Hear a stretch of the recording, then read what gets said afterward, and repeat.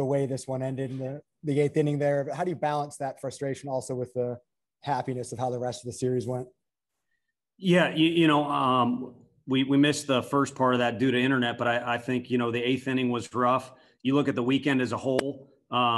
You obviously want to win a series, which is what we did, but you want to get things out of each game. And I think you saw Fergie just decide, I'm going to play baseball today, whether it was his ex-high school teammate or home state or Sunday or whatever. He just got in there and got after it. And then Jordan Beck, when we had a little bit of minor controversy in there, you saw him get more determined and less kind of feely at the plate. You also saw Connor Pavolony be given the opportunity by statistics. I don't like that it works this way, but sometimes it does, to kind of just unravel in a good way and now just relax and play ball with hitting that first ball over the fence. He also had a nice line drive swing before that. And then we got Connor Housley, his first SEC outing. And again, it's just baseball. It's not something different, but there is a sense of comfort of having a little bit of experience. And I think we have an extra weapon there in the bullpen, just like we added Sewell when we played Georgia. I think you can ratchet up Housley to being one of those guys. And we've got some other guys getting healthy now too. Yeah, Tony, just what did you see from Hundley there in the eighth, and then kind of what led to pulling Redmond on that 1-2 count? Yeah, balls up in the zone from Sean. It almost looked like he was kind of underneath the balls a little bit. I don't know if it affected him at all, but, he comes out of the bullpen probably expecting to warm up and start the inning, and there's all kinds of riffraff going on. But the bottom line is he's our most poised guy we have on this campus, I think. So he should be able to get in there and throw strikes. And he did retire the first batter, if I'm not mistaken. But there was just some balls that were left up. And I don't know. He closed the game down in Gainesville. But whatever it was about this weekend, they put the best swings on him that anybody else has all year long. But when you're a guy that's got to pitch when the money's on the line, you're probably in that situation for a reason. So you're probably going to have some success. But it's also going to come with a punch in the gut every now and then. And no one's more equipped to handle that than Sean. I'll go Ryan. You mentioned it there a minute ago, but what did you see from Ferguson and Pavolony this weekend? Did anything stand out about them looking different? Tremendous defense from Pav, but I don't know that that's different than anything. Maybe a little bit extra edge to him on the defensive end. And then at the plate, the conversations were less with the umpire and with himself and more just the people around him. It was more of a relaxed dialogue as opposed to amping up for an at-bat like it's a football game. So it was encouraging to see. And then, just kind of nonstop leadership from Fergie throughout the year, but a little bit more oomph to it, a little bit more positivity in the voice and the body language, which can be an indicator on what's to come. And was an indicator for some success because there were some really good at-bats, a much more direct path to the ball. So fans at home might think it's a quicker swing. It's the same deal. It's just more efficient. But then also just kind of playing, man. It's about that time of year. We talked about, everyone else is talking about everything else going on now in April. I mean, we're marching towards May.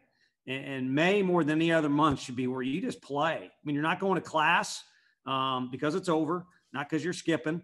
And, you're staying in nice hotels or getting good per diem, or you're at home getting taken care of, and the weather's nice, and there's no better time to just play. And that's what you do. So you might as well get a running start at that thing. Mike. Tony, you mentioned Connor Housley. Just overall for the bullpen, how important is it to have another arm? I mean, whether that's a Housley, a Rackers, a Mabry, but just another guy you can trust kind of out of that core of Kirby and Hundley and Sewell. Yeah, it's enormous. I mean, you could have Sully here standing next to me and he's going to answer the same way. And I haven't been following other teams that closely, but we're kind of down to the nitty gritty. So while we will still involve some other guys in certain situations, they're smart enough to figure out we need to be able to trust you in certain situations. And looking down the roster, I mean, there's plenty of guys that have the stuff to do it. Some of them just need to be given the opportunity like Housley was.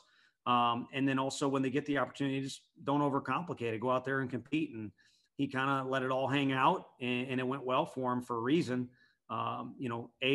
B's got good stuff. Back to Ryan. Yeah, kind of following up on Mike's question, just how challenging is it to give new guys opportunities when it feels like every game is, 1-2 runs there at the end? Yeah, it's the nature of our league. So it's really about, are you willing to, kind of stand behind a guy, but also what's the situation? Is the situation a guy's been in before or not? So we haven't had much wiggle room in non-conference games as well. I know there's been a few that have gone our way, or we've just decided we're going to experiment regardless of what's going on, but they've all been tight games. So, we'll continue to trust the guys that we have been, but I think as we get deeper into the year, it's only wise to kind of use the portfolio we have of some guys down there. And I think Housley can do what he did today multiple times. And again, I think there's a couple other guys either coming off the DL or just kind of waiting to have the ball in their hand that can get it done as well. Wes. Tony, I guess now that the weekend's over, was the plan the whole time that Liam was just going to DH this whole weekend? And how close do you think he might be to getting back out there short? Yes, it was. And, we'll kind of see how we want to handle Tuesday really with everybody, because it's a bus trip. And fortunately, the vaccine stuff is helping us, but we're still dealing with COVID protocols, as is everybody else. And then, when the weekend comes, what might be your ultimate question, I think there's a chance. I mean, I can tell you he's going to try and talk us into it before we are, but we'll kind of weigh our options and see where we're at with it. The good thing is he can always help us, win a game doing what he's doing now. And of course, Steenstra, and I trust Cortland Lawson at shortstop too, give us a sense of comfort at a very, very important position. So he's not far away, but we're going to be real sure when we do it, because, again, we want to be playing our best baseball in May. We'll take two more, Ryan and then Mike. Yeah, I wanted to ask you about Blade. It seems like second straight week he maybe hasn't been excellent, but kind of the toughness he has to fight it out as a freshman and keep y'all in a position to win through the outing. Yeah, no doubt. I think this one had a little different flavor to it than the Alabama deal. It wasn't quite coming out great for him, and he just gutted through it. Alabama, too, had a great approach and really put some good swings on the ball. Not that Florida didn't have those things, but I think, at times he was dynamic. And then at other times, on a lot of occasions, it was with two strikes. He seemed to kind of overthink things a little bit. And hopefully it's a lesson learned. And I think as he goes, each outing is going to have its own brand name. And hopefully he can look back on each one and kind of stack learned lessons on top of learned lessons. And again, as we kind of get into the most important months of the season and down the home stretch, he'll not only be impressive physically, which he is, but also have, some mental comfort of being cozy out there and all types of different starts.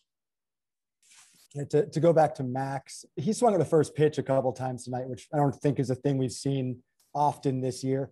How have you tried to coach aggressiveness into him? It seems like a lot of the time his approach is more not actually playing for a walk, but he's getting late into counts and not getting the pitches he could get early.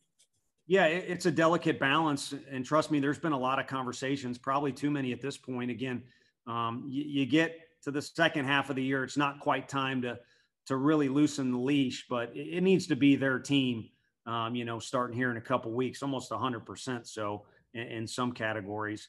But I think when you got that much speed, your goal is to get on base. And a lot of times he's either been leading off the inning or leading off the game for us. And that's kind of been his goal. But if you're really going to, break it down with a theory, in my opinion, it just comes from having the right mindset. A lot of times he's been too feely in there and kind of searching or trying to find his way through an at-bat instead of going up there and just playing ball. And I think, I kind of answered that way already earlier, but I think what your question is kind of falls under the same topic of him just going out and just playing the game. Thanks, Coach. Thanks, guys.